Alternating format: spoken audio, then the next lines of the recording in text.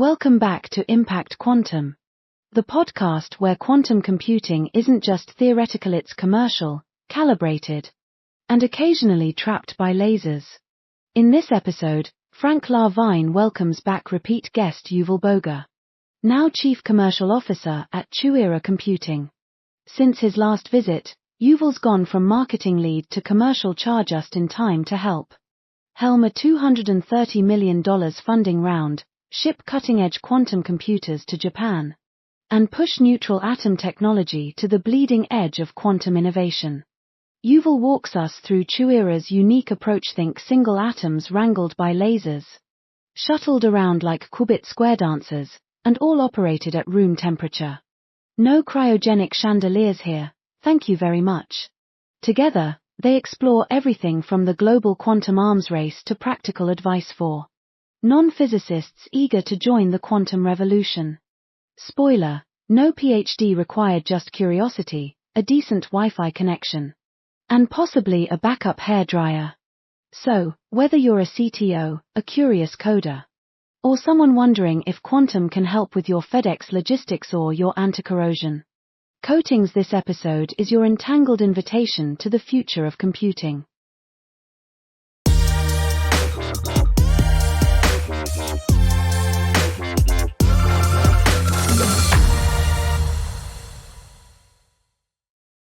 Hello and welcome back to Impact Quantum, the podcast where we explore the emerging marketplace and field that is quantum computing. With me, we have, I think, not our first repeat guest ever, but our first repeat guest since season 2. Very welcome, big warm welcome to Yuval Boger, who is back and bigger than ever, right? You've now you're the Chief Commercial Officer at Quera Computing. And what's going on? Anything new since we last spoke? Well, it has been a while. Thank you for inviting me back. Always a pleasure to be here. This year, we had a number of super exciting things happening. In no particular order, we raised a bunch of money. We raised $230 million, led by Google and SoftBank, and of course, with participation of our existing investors. And that allows us to dramatically expand the team with fantastic scientists, engineers, technicians, business people, and so on. It all towards the purpose of accelerating our progress towards quantum computers that are truly useful. Right now, quantum computers are not truly useful. They're useful as tools to learn and to experiment and to prepare for larger scale computers, but that's what we're working on. So that's one exciting thing that happened. The other thing, as you know, Quera builds quantum computers using neutral atom technology. Neutral atom technology means that individual qubits, these quantum bits, are individual atoms. I can explain how that works if you want later. Yeah. We've had one of our systems on the cloud on AWS since November of 22, so coming up to the 3-year anniversary, and we're glad that it's still up and running, and usage actually continues to grow. But an exciting thing that happened this year is that we shipped a next generation system to one of our customers in Japan. In Japan, there is the equivalent of NIST in the US, the National Institute for Science and Technology. And they purchased one of our Gemini gate-based quantum computers. It's installed right next to a super big NVIDIA classical supercomputer. So they're really interested in exploring both state-of-the-art quantum computers from Quera, as well as what you could do with integrating classical and quantum computing. So that was another big thing that happened. And of course, we continue to have some fantastic scientific results, both for Quera as well as from our collaborators at Harvard and MIT. And so we truly think we are at the leading edge of quantum computing. Very cool. Yeah, because I think when we last spoke, you were the Chief Marketing Officer, and now you're the Chief Commercial Officer, which I think also shows the evolution of the industry in general, right? Like, so, fun fact, my wife actually works at NIST, not doing quantum computing, but So I'm one of the few people and I know what you're referring to when you say it, right? So, um, so you've had enormous success. Congratulations. So I think you can probably speak to the growth that the quantum industry is feeling and kind of the sorts of skill sets that are needed. You mentioned having to hire more business line folks and things like that. What what has been the top challenge in terms of growing like that?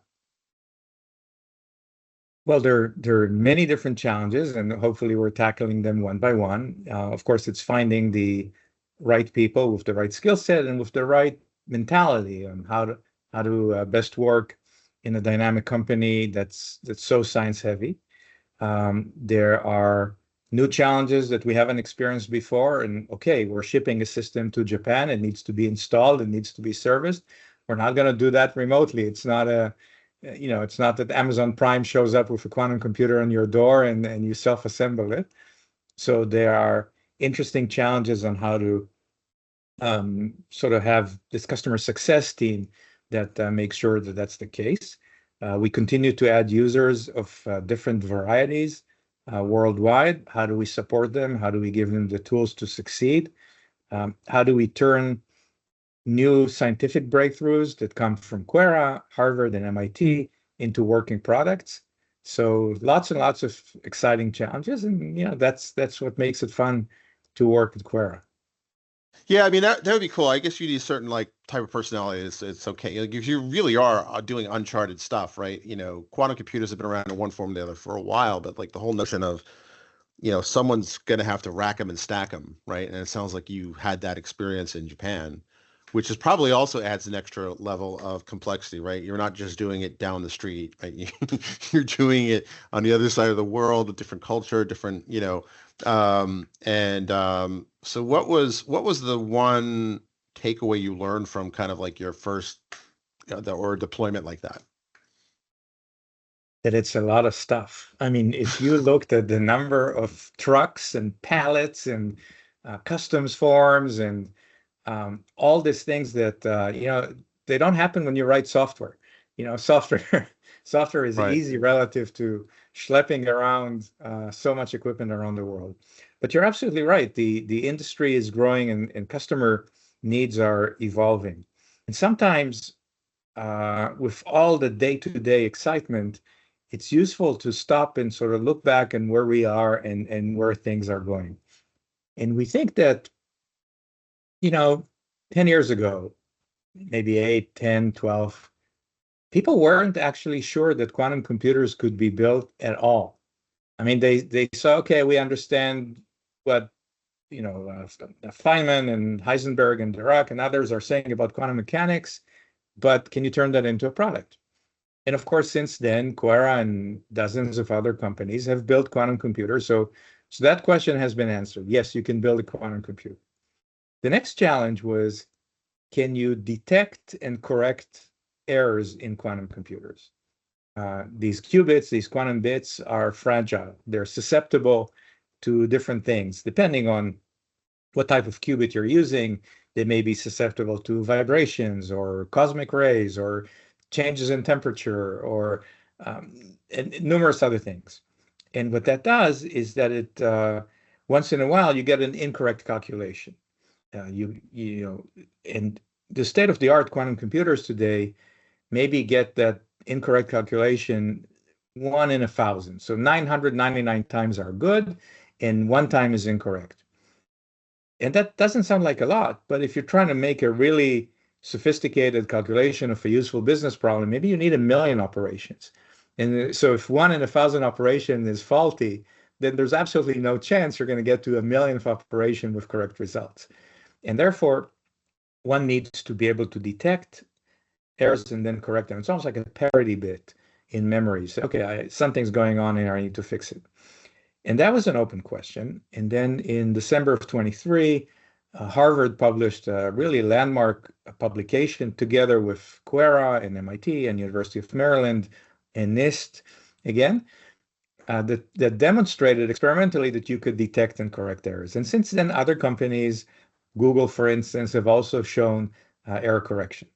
And so that's been settled. maybe better ways or worse ways to do it, but the question, could you do it at all, has been settled. And now we're in this third and exciting phase of, can you make quantum computers large enough with enough qubits, with enough longevity to truly solve useful business problems.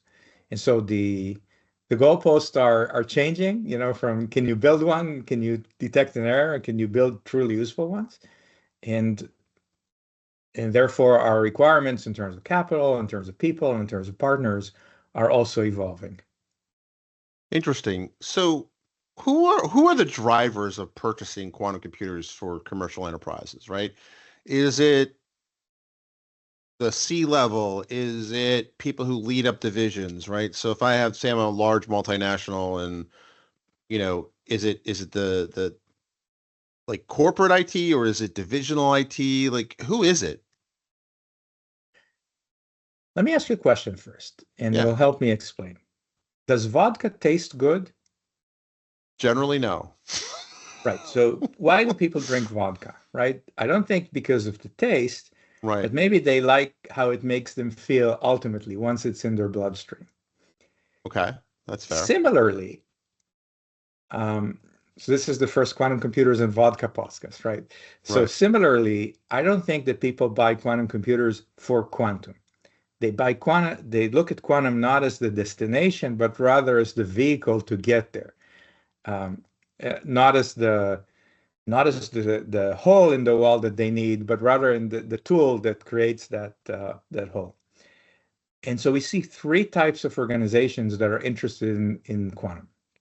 The first one, who are spending a good amount worldwide, is governments, both national governments and also state governments or regional governments. They see quantum as an engine for economic prosperity. They say maybe they've missed out on 5G or AI or autonomous driving or the internet in general, and they say we're not going to do that in quantum. We're going to have quantum here, and that's going to create jobs, and it's going to attract capital and researchers and so on. So they're willing to invest in quantum computers to facilitate that economic prosperity. The second group of people is high-performance computing centers. High-performance computing centers are those that have purchased classical supercomputers. And these supercomputers today are used for AI, or they're used for weather modeling and prediction, or they're used for drug discovery or optimization problems and so on. And increasingly, the users of these HPC centers are running into problems that are beyond the capabilities of classical computers. The Department of Energy buys a supercomputer every couple of years, and it's much larger than the previous one, but still it hits its limits. So high-performance computing centers are exploring whether quantum computers can help their users break some of these barriers, solve problems that were not solvable classically. And the third type of organizations are commercial organizations, not HPC centers, but it could be pharmaceutical companies or energy companies or automotive companies that basically say, could quantum computing deliver a competitive advantage in a couple of years? So if I'm Ford and I'm able to design a new, better battery using quantum computers, that would be really huge. If I'm FedEx and I'm able to use a quantum computer to optimize my route so that my drivers can deliver the same amount of packages either quicker, but let's say with 10% fewer energy, wow, that's going to impact the bottom line. If I'm Merck and I can use a quantum computer to explore new compounds quicker and get a vaccine to market faster, then that's exciting to them. So in summary, governments, high-performance computing centers, and enterprises are all looking at quantum as the vehicle to get them to a better destination. Interesting. So, but who actually cuts the check to, like, who is the actual customer, like, in there? Sounds to me, if I had to guess, it's probably business unit IT. The computer that we sold to Japan, for instance, we published the sale price. It was about just over $40 million, depending on the exchange rate and so on, but $40 million. this is not an low-level admin signing off a $40 Right. million check, not to mention the surrounding infrastructure. So yeah, that certainly goes high up.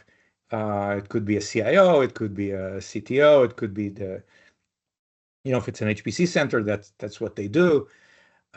Keep in mind that to use quantum computers, not everyone needs to buy one. They could use one much less expensively on the cloud. So if all they want is to dabble a little bit, to experiment, a company could do a really nice job by hiring 3 people, by partnering with a company like Quera to co-develop algorithms or applications, and then use cloud time on a Quera machine or some other machines to do that. So, and these are much lower cost and require much lower initial investment, and therefore more people could sign off on such a purchase. Oh, that makes a lot of sense. That makes a lot of sense. I think you're right. I think for the most part, most organizations are going to first do this in the cloud.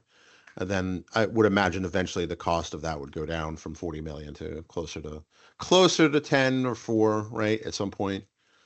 For on-premises, Yeah. sure. I mean, I don't know when, but Right, right, right. I mean, you look at you look at classical supercomputers.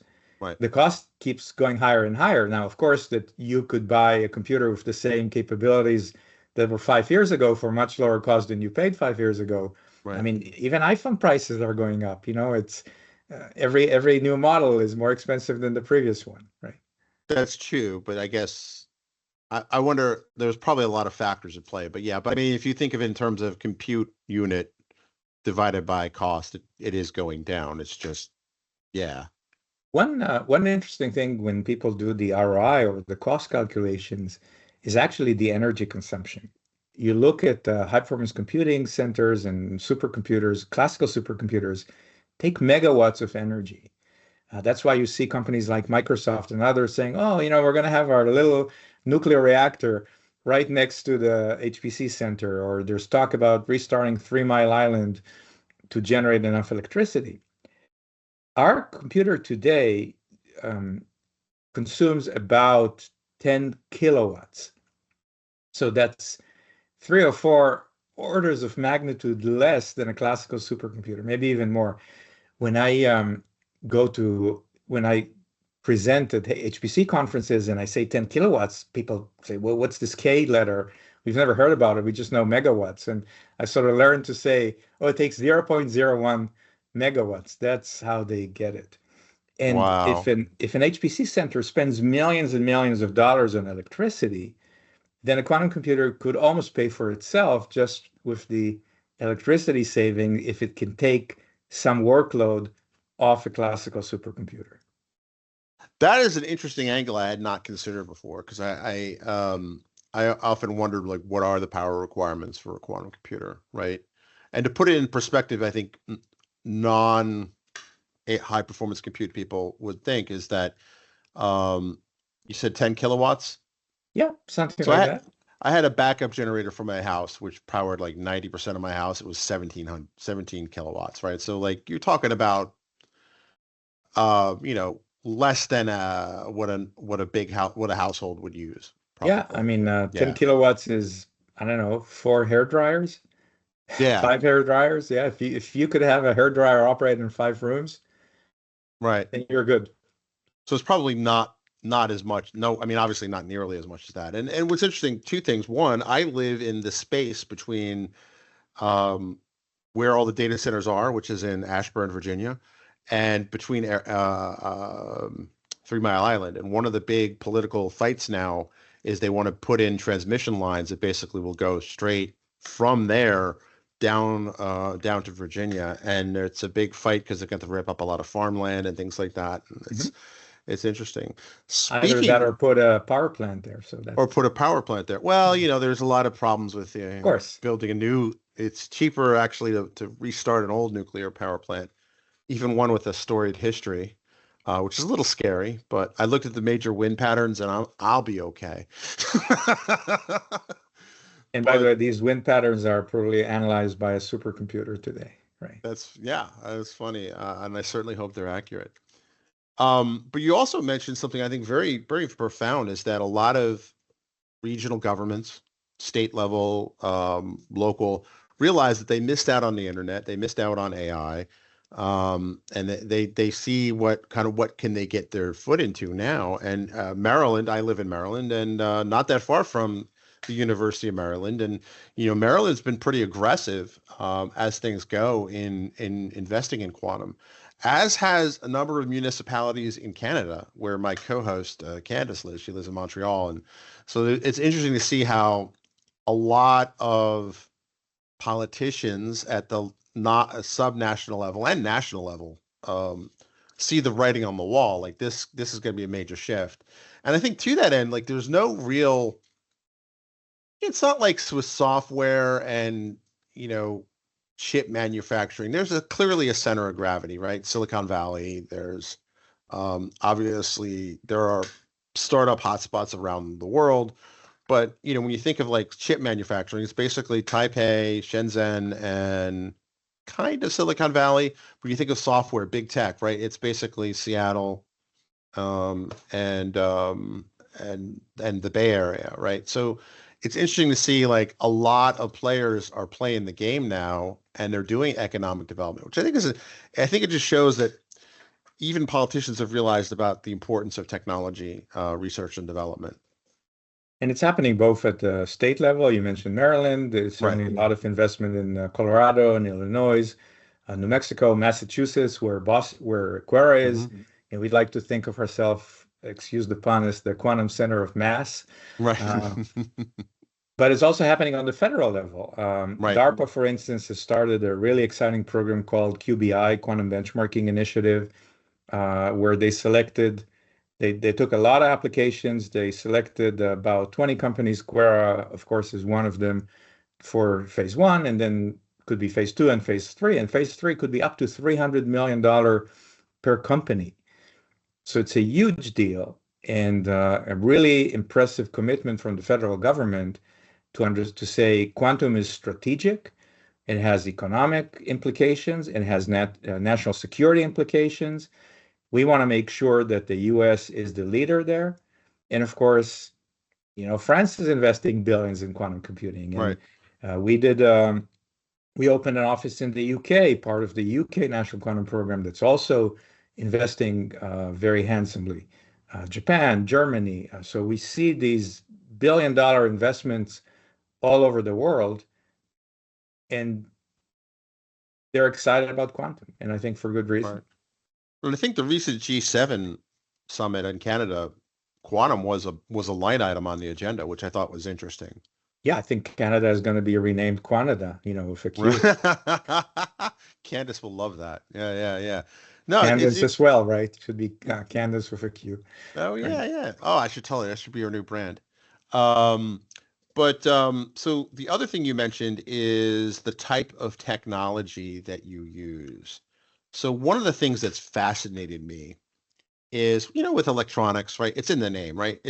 Whatever you're doing, whether you're playing, Halo, working in a spreadsheet, doing using ChatGPT, right? You have little electrons in a little maze, oversimplifying, and it's basically you're using the power of electricity to be on or off, right? That's basically it.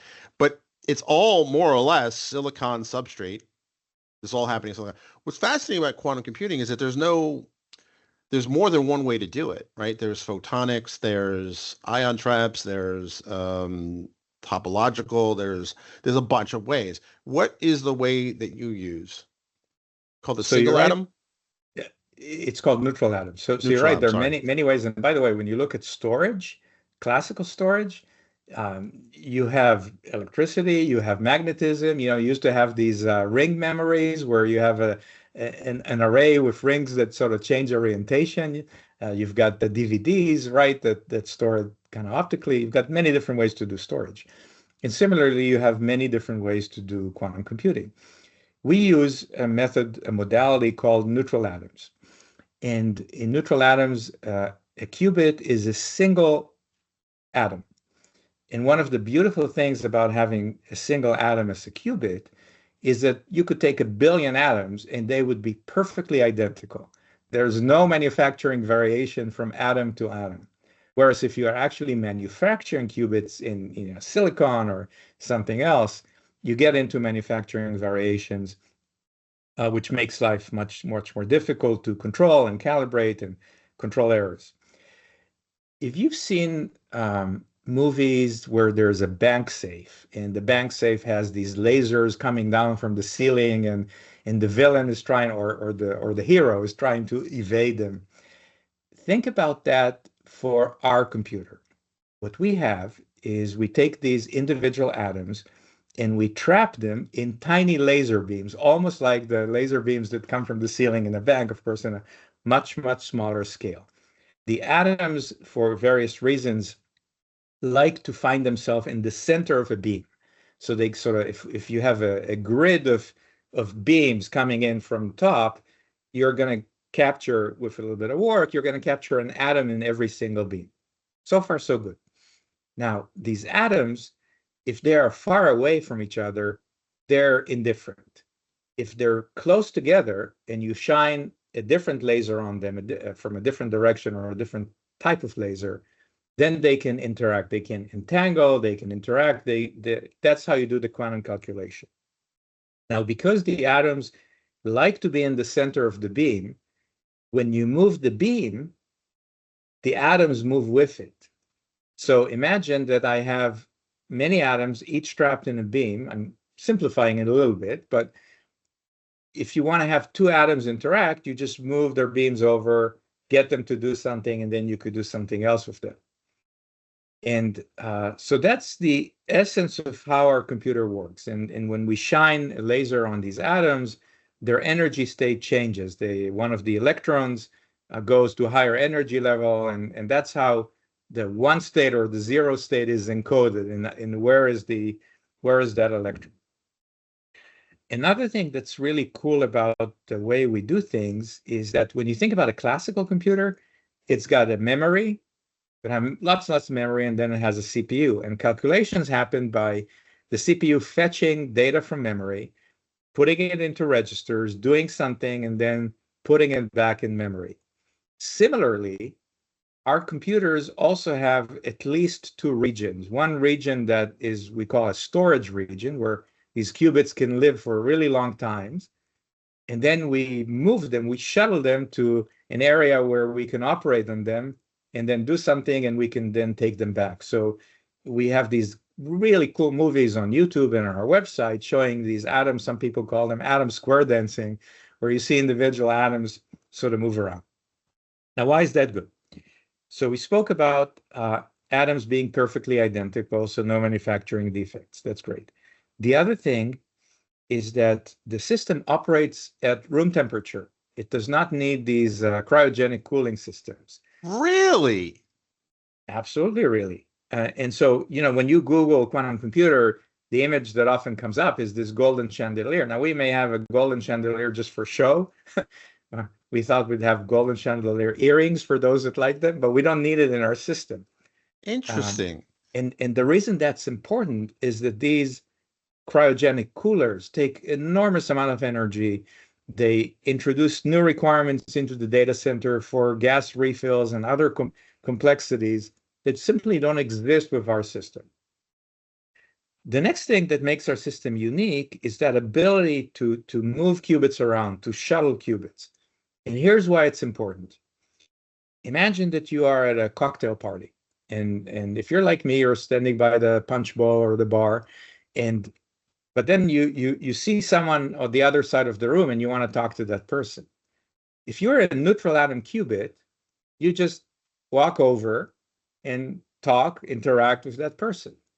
If you're a qubit made of superconducting or other things that are sort of etched in silicon or fixed in place, you can't directly talk to that other qubit. You have to talk to the person or the qubit next to you, and that qubit has to relay the message to the qubit next to them. And you have these multiple hops. And like in the game of telephone or telegraph, when you have these multiple hops, the message could get corrupted. And so it's easier to do it our way in terms of controlling the errors. The other thing, and I could go on, but the last thing I'll mention right now is the number of control signals. When you have a superconducting qubit, usually have 2 or 3 wires going to control that qubit. And that may sound okay, but if you want to go to a computer that has 100,000 qubits, you're going to need 200,000 wires.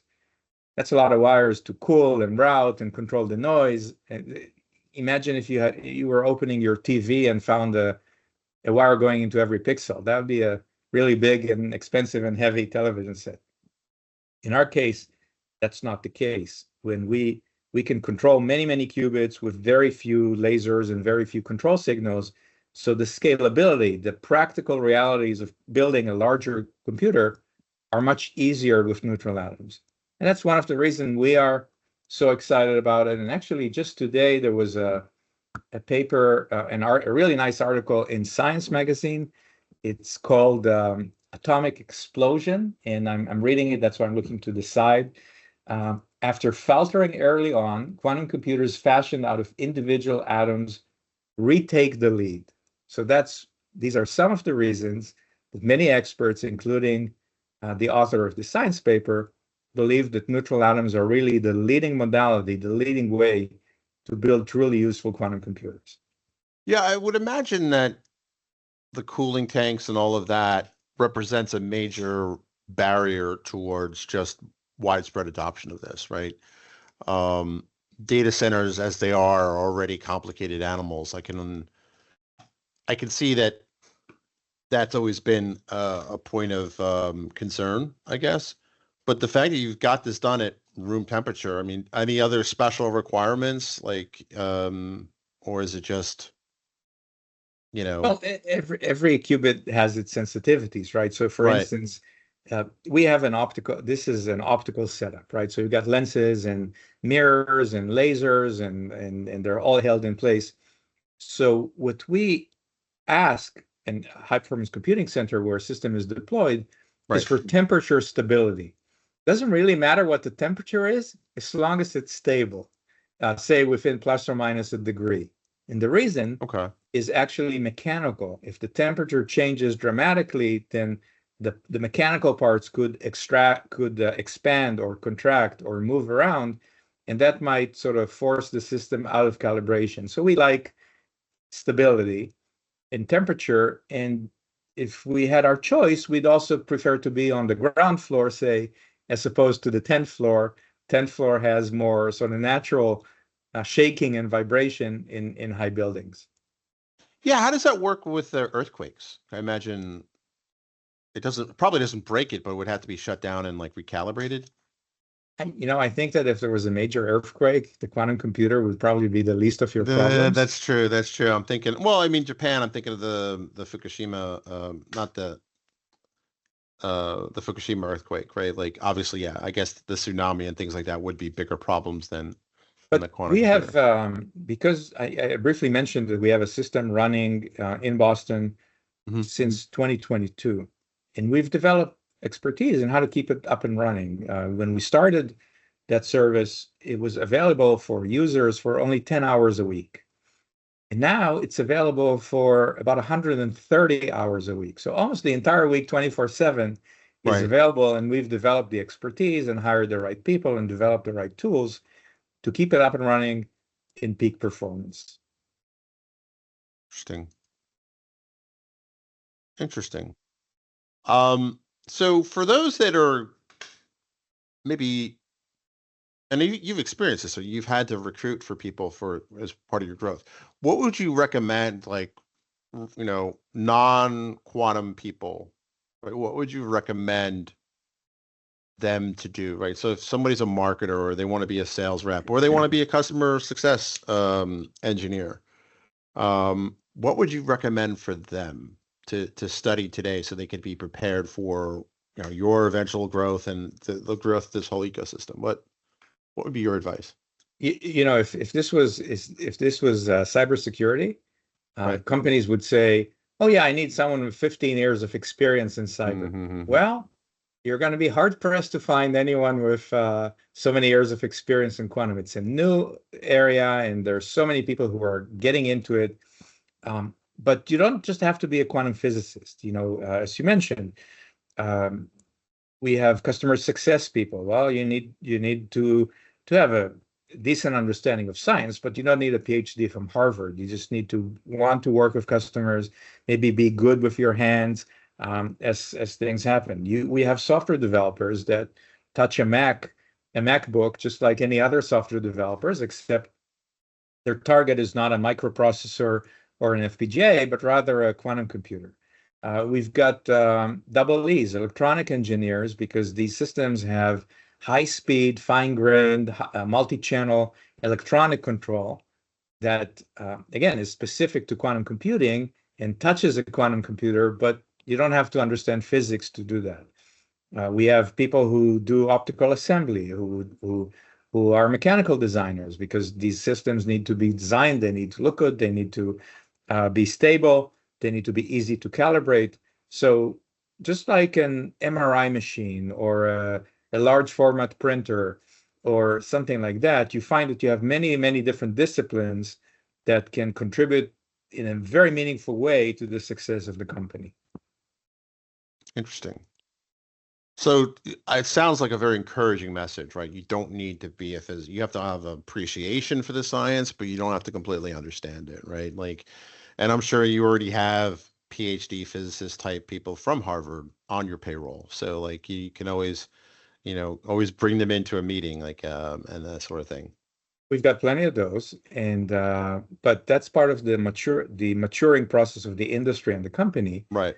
I only have a master's in physics, a graduate degree in physics, and when I joined Quera about 3 years ago, they barely let me in the door. Right? You don't have a PhD, and it's not from Harvard. But Right. since then, we've relaxed our requirements, and I'm glad I joined, and I hope the company is glad that they accepted me anyway. I like how you said only a master's in physics. So where do you think is next for the quantum industry? Like, what do you think is next? I think VCs, politicians have finally, like, I wouldn't say finally, but over the last year or two, they've kind of like caught on and this is real. This is going to happen. What do you think is next? Like, what do you think is going to be the big bang moment that makes everybody sit up and take notice? That's a great question. And imagine if 10 years ago you asked the same question about AI. Oh, AI has been worked on since the 60s. When is something going to happen? And so we sometimes say ChatGPT was an overnight success 30 years in the making, right? Right. I think that ChatGPT moment for quantum is going to come in the next couple of years, but it's probably not going to be universal. So it's not going to be, oh, this quantum computer can solve any problem in any field that you care about. We think, and others agree, that one very promising area is chemistry and drug discovery, the ability to simulate molecules or vaccines or anti-corrosion or new batteries and so on. And it may be that in 2 or 3 years, companies will be able to do truly useful work on a quantum computer in these areas. So imagine if we spoke about Ford, but it could be Toyota, or imagine if DuPont came up with a new anti-corrosion coating that was developed on a quantum computer and that became a big hit, or Merck, that has been doing some work with us, comes up with a new drug that was brought much faster into the market because it was simulated initially on a quantum computer. That would create a minor virtual earthquake in the industry, because now, OMG, they have this capability, they can do things faster, better, cheaper, and now everyone's going to rush to do it. And so aside from developing the hardware, which we and other companies are working on, we have a bunch of partners that are working on writing the applications. What do I need to know to use a quantum computer? If I'm a chemist, if I have an optimization problem I need to solve, how do I do it? How low do I need to go in terms of understanding quantum physics to be useful? And so we think that within this decade, there will be truly useful applications that either generate lots of money for businesses or save a lot of money for businesses. Interesting. No, that's a good answer, and I think it's interesting because you're right. 10 years ago, when I made the switch into AI, like 10, 11 years ago now, people thought I was crazy, right? Like, and it was called data science back then, right? And I remember people were like, "So you're studying statistics? Why?" Right? And it seemed crazy. That's why when I first heard of quantum computing, actually, I thought this seems crazy. And I'm like, wait a minute, I've seen this kind of crazy before. Um, and that was like 2019, and while it's not quite as overnight of a success as ChatGPT, I think you're right. There is going to be a ChatGPT moment for quantum computers. It's probably going to be in chemistry, pharmaceutical space, but again, like it's going to happen. The question is when. And I think go ahead. No, you're absolutely right. The other analogy I think is when you say, well, what made ChatGPT or what made AI explode all of a sudden? And of course, there was some work in algorithms, obviously attention is all you need, that Right. paper, but fundamentally it was just computing capacity. The algorithms, neural networks have all been understood and known for many years, but just all of a sudden there were computers that were powerful enough to run large enough networks. Right. This may be where we are in quantum, where we have some really interesting algorithms, but now we say the computers are starting to get big enough to be able to run sufficiently long calculations. And that's why all of a sudden, the light would go on. And we spoke earlier about laser beams coming from the ceiling and trapping atoms and atoms being, microns apart. It's science fiction until it isn't. And Right. when we have visitors at Quera, they say, I can't believe this is a single atom that you're controlling and shooting lasers in, that you're making it move at will. And then they see it and say, oh yeah, I believe you. This is now real. The stuff of science fiction 10 years ago is getting shipped to customers these days. Right. Interesting. That's an interesting point. I like that because we're living increasingly in a time when science fiction is quickly becoming science fact, whether it's AI, whether it's intelligent systems, whether it's any number of things. And I do think, though, that we are going to hit a wall of compute with conventional computers. Whether it's, the actual, size of them, but definitely the power consumption is becoming a major point, right? We're restarting old nuclear reactors, right? We're running power lines through states, right? I also understand that a lot of data centers tend to have a pretty heavy water usage, right? So there's also that kind of concern, right? So, I think that quantum, if it really, you can get this type of compute power, not for every problem, I know, but like for a lot of these big problems that the supercomputers use, to the point of 4 or 5 different hair dryers, right? I think that's going to have an enormous impact on cost and environmental concerns. Absolutely. Interesting. Well, we're almost at the end of our time. I want to be respectful of your time. It's great talking to you again. And next time I'm in Boston, I will look you up. And where can folks find out more about you and Quera? Quera.com. Quera.com. Quera.com. Awesome. And any parting thoughts? We live in exciting times. And if you're not part of this revolution, then you should really consider joining. It's a lot of fun.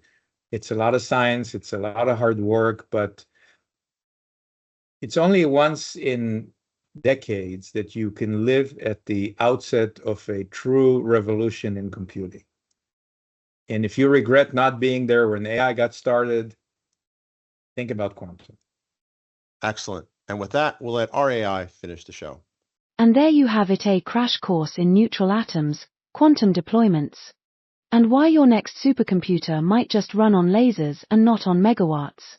A huge thank you to Yuval Boger for joining us once again, and proving that you don't need a cryogenic chandelier to make serious quantum strides, just a few. billion perfectly identical atoms and the occasional science pun. If this episode has you curious, confused, or oddly nostalgic for your physics degree, head over to Quera.com to learn more. And remember, whether you're a policymaker, a software engineer, or a marketer wondering what all the quantum fuss is about now is a rare chance to be part of something truly revolutionary. Until next time, this has been Impact Quantum, where we don't just observe the future, we superposition ourselves into it. Be sure to subscribe, leave a review, and as always, stay curious, stay quantum. And for goodness sake, keep your lasers aligned.